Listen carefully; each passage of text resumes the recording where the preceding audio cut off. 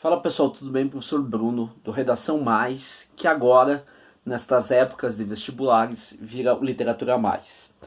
Nós vamos iniciar a questão da UEPG pela cronologia literária, começando pelo romance Vidas Secas, publicado no ano de 1938, do escritor alagoano Graciliano Ramos.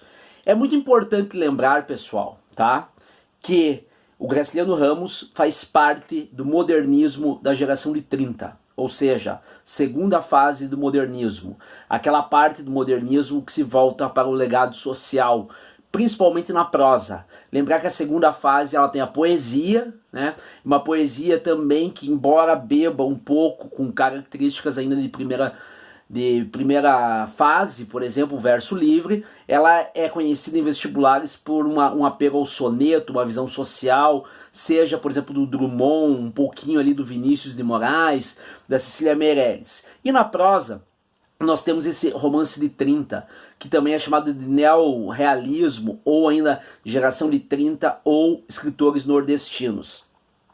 E esses autores, tá, modernistas, eles fazem parte de ciclos econômicos. Então você tem lá o Jorge Amado no início de carreira, com o ciclo do cacau. O Graciliano Ramos, com Vidas Secas, é conhecido como o ciclo da seca, né? Nós temos lá o ciclo da cana-de-açúcar, por exemplo, tá? Então, assim, nós temos aí autores, por exemplo, importantes do cenário literário brasileiro do século XX, dialogando com isso. Bom, gente, então a contextualização do Vidas Secas é a segunda fase do modernismo, beleza? Olha só, não é a primeira obra do Graciliano Ramos. Antes disso, ele tinha escrito já outras obras, por exemplo, Angústia, tá? E vamos lembrar que o Vidas Secas é o livro mais conhecido dele. Outras obras bem conhecidas dele, né? São Bernardo, por exemplo, que tem um intertexto aí em provas, por exemplo, com Dom Casmurro, do Machado de Assis, e Memórias do Cárcere, que é publicado póstumamente, tá? E que conta a prisão do autor, né? Na época do governo do Getúlio Vargas. Então, assim, brevemente sobre o enredo de Vidas Secas. Vidas Secas é um romance, tá? Dividido em 13 capítulos. Cada capítulo dele conta um aspecto da narrativa, é como se fosse, né, montado em um quebra-cabeças, e nos chama bastante atenção a questão, por exemplo, que cada um desses capítulos tem um nome, e muitas vezes os nomes são exatamente de personagens, como Fabiano, menino mais velho, menino mais novo, sim, a Vitória, Baleia, Soldado Amarelo, tá? Que são personagens, por exemplo, dentro do enredo de Vidas Secas. Então, assim, fiquem atentos com isso daí. Ele não é um livro de contos, ele é um romance, ok? Bom, e a estrutura dele é muito simples, tá? No começo, por exemplo, o primeiro capítulo intitulado A Chegada, né, me permito aqui ler, na verdade, desculpe, não é a chegada, é a mudança, tá? É a mudança da família. Então eles chegam numa fazenda, ali o Fabiano acredita que vai ser o melhor para a vida deles, né, da família, tá? E depois eles acabam descobrindo que essa fazenda tem um dono, o seu Tomás da Bolandeira, tá? E ali o que vai acontecer? O Fabiano vai ficar com a família, com a Vitória, e com os filhos, e com a Baleia, enfim, em troca de trabalho, tá? Mas é um trabalho, por exemplo, muito cansativo, um trabalho que não é rentável. Lá na frente a gente vai descobrir que o Fabiano vai tentar se desvincular disso, mas por um lado é o tradicionalismo da família, por outro lado ele numa situação que ele nos narra, que ele vai à cidade tentar comercializar alguns porcos, ele acaba preso porque tinha que pagar impostos na cidade. Tá? Então, assim, nesse capítulo aí da mudança, nós temos aí uma característica do romance, que é o que? A questão da seca, né? Então, Vidas Secas. E também lembra bastante nós, nesse capítulo, que eles têm um papagaio e tem a baleia. O papagaio é morto, exatamente, serve de refeição para a família. E a baleia acaba ficando ali. A Baleia é uma personagem essencial, porque ela é personificação humana, tá? Ela tem todas as características humanas, ela pensa, ela raciocina, enfim, ela tem um fluxo de consciência muito alto.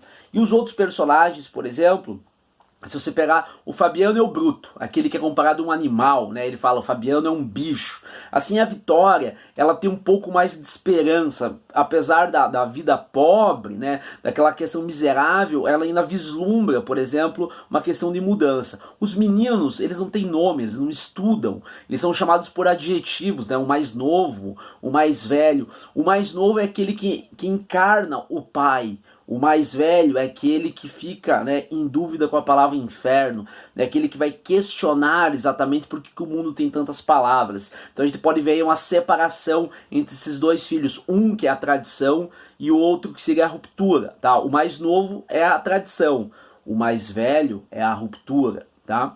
Outra questão importante no livro é que cada personagem, né, tem uma característica. E nos chama a atenção que o Fabiano, por mais bruto que ele seja, por mais bicho que ele seja, ele em várias vezes ele pensa na família. Tá? No capítulo, por exemplo, chamado Cadeia, que é logo no início ali da obra, que ele acaba preso, né, ele vai jogar carteado com o Soldado Amarelo e outros homens numa mercearia e acaba perdendo lá e acaba pisando no pé do Soldado Amarelo, toda uma situação que esse soldado cria e ele acaba sendo preso. E na prisão ele pensa exatamente na assim, a Vitória e nos filhos. Então assim, por mais que ele tenha essa brutalidade, ele pensa muito na família e isso pode ser perguntado, tá? Ele não é um personagem relapso, por exemplo, com relação à família. Ele tem atitudes relapsas, por exemplo, ele é preso, ele está jogando carteado, ele saiu para comprar mantimentos e acaba se perdendo no vício da jogatina. Tem a questão da bebedeira dele, o Fabiano, por exemplo, né, em várias cenas toma sua cachaça e acaba, né, não agredindo ninguém, mas,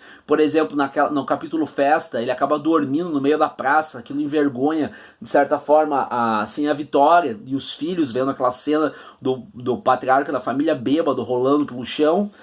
Nós temos essas questões. Assim, a Vitória, ela deseja a cama, né, do São Tomás da Bolandeira, e essa metáfora da cama é a metáfora, por exemplo, do sono perfeito, e sono perfeito é a questão da vida, né, perfeita, porque como você vai ter um dia de trabalho decente se você não teve uma noite bem dormida, ok? Bom, outros capítulos assim interessantes da obra que a gente pode perceber, além do menino mais velho, menino mais novo, assim, a Vitória, né, é a questão, por exemplo, que a família ela sofre bastante com a questão climática, né? Quando chega o inverno, por exemplo, na fazenda lá, né? E a chuva, por exemplo, tá? A família acaba se refugiando. E é exatamente nesse capítulo aí, chamado Inverno, que é o capítulo 7 da obra, que o Fabiano vai contar vários causos, muitas histórias, enfim.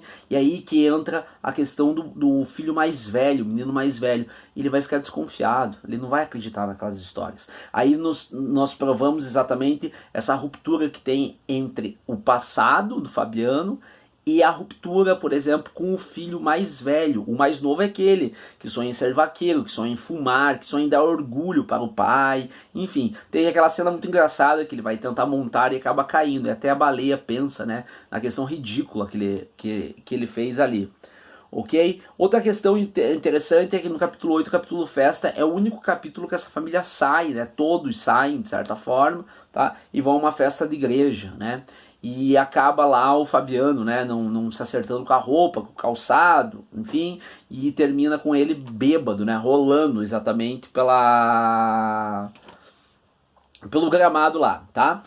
E a baleia, gente, que é a cachorrinha que acompanha, uma vira-lata que acompanha a obra, ela é personificação, como eu falei lá no começo do vídeo, humana, e ela também é exatamente aquela que pensa, que tem um fluxo muito grande. Ela acaba assassinada, acaba, melhor, morta pelo Fabiano, porque os pelos estão caindo, ela está doente. É a cena mais trágica da literatura brasileira, sem sombra de dúvidas, tá? Porque todo mundo sofre, assim, a Vitória sofre, o menino mais velho sofre, o menino mais novo sofre. Esse tipo de coisa. E o mais interessante é que a baleia, depois de morrer, ela não vai ser esquecida. A baleia está no mundo cheio de preás. Ela está no mundo onde não existe fome. Ela está no mundo onde a esperança vence o medo. Então olha só esse tipo de coisa. A baleia está no mundo cheio de preás. Fabiano e sua família estão num mundo em que o inverno chega, a seca volta e eles precisam exatamente sair dali, que é o último capítulo, que é o capítulo Fuga, né? Então a família acaba indo para o sul e na discussão, na conversa entre Fabiano e a Vitória, eles vão discutir sobre o futuro. e vão ter a frase profética, né? Que o sertão mandaria sempre homens brutos e fortes como eles para lá. Né? Então é um móvel bem importante, gente, nessa questão. O soldado amarelo também tem a questão da repressão, a gente pode pensar, soldado amarelo, amarelo doente, né, doença, essa questão da repressão. Ele simboliza exatamente lá no capítulo 3, por exemplo, que é a da cadeia, quando ele prende, mas depois ele acaba retornando no capítulo 11, né, encontro com o soldado, com o Fabiano, e o Fabiano pensa, né, nesse homenzinho pequeno, amarelo, eu vou matá-lo, enfim, e ele acaba só dando uma informação, tirando o chapéu, perguntando o soldado e dando uma dica, por exemplo, de onde o soldado ia chegar. Então fica comprovado que o Fabiano não é mau, por mais que ele pense, né, na brutalidade, por mais que ele se compare a um bicho, ele é um homem decente, honesto e trabalhador. Beleza? Essa foi a primeira análise das obras da UEPG. Um grande abraço, professor Bruno.